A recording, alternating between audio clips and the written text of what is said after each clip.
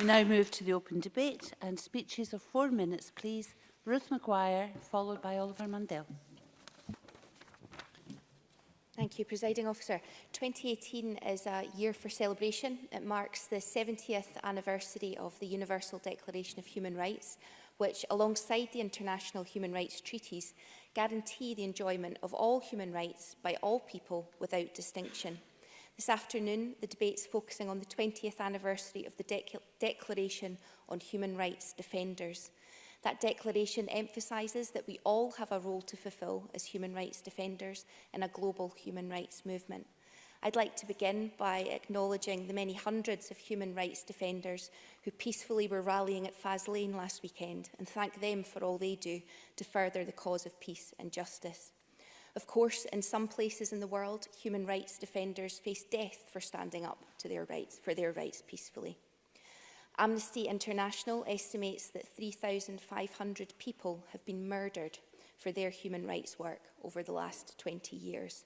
That's an average of 175 people each year. And of course, women who speak up and are seen as a threat to tradition are often targeted and subjected to forms of gender-based violence, in addition to the attacks other defenders may face.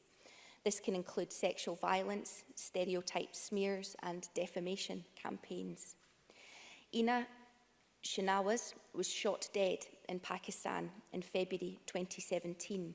She worked with Help Age International, an organisation advocating for the rights of older people.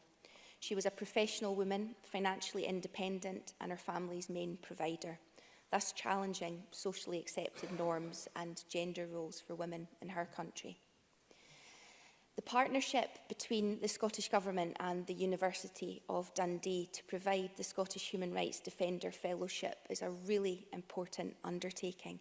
I wish it every success and thank those campaign groups that support the fellowship: Frontline Defenders, Amnesty International, Scottish Catholic International Aid Fund and Beyond Borders Scotland. Scotland has a proud tradition of campaigners, from trade unionists and suffrage movements to equality groups, fighting for fair treatment of people who can face discrimination, for example, because of their race or disability. And I'm sure that all Scotland's activists will be enthusiastic and keen to share their experiences. I wish the fellows good luck with their studies, and I hope they return to their countries refreshed after their respite and ready to continue their really important work of progressing human rights in their countries. There is, of course, work to be done in Scotland too. We face our own challenges: poverty, inequality, Brexit. The Human Rights Act and the Scotland Act share their 20-year anniversary with the Declaration on Human Rights Defenders. These acts are fundamental to ensuring human rights are placed at the centre of our democracy. And this year offers an opportunity for reflection on where Scotland is in promoting and progressing human rights. The Equalities and Human Rights Committee inquiry into human rights in the Scottish Parliament has been looking at how the Parliament enhances its role as a human rights guarantor. The report, which should be ready late autumn, will set out a range of actions, a roadmap, if you like, for human rights in our Parliament. If taken, these steps will make the Scottish Parliament a human rights leader of legislators, not just in the UK, but an exemplar globally. One of the key objectives for the anniversary of the Declaration on Human Rights Defenders is to raise the profile of defenders around the world. I look forward to all the contributions and hope that this debate will go some way to contributing to that aim. Thank you.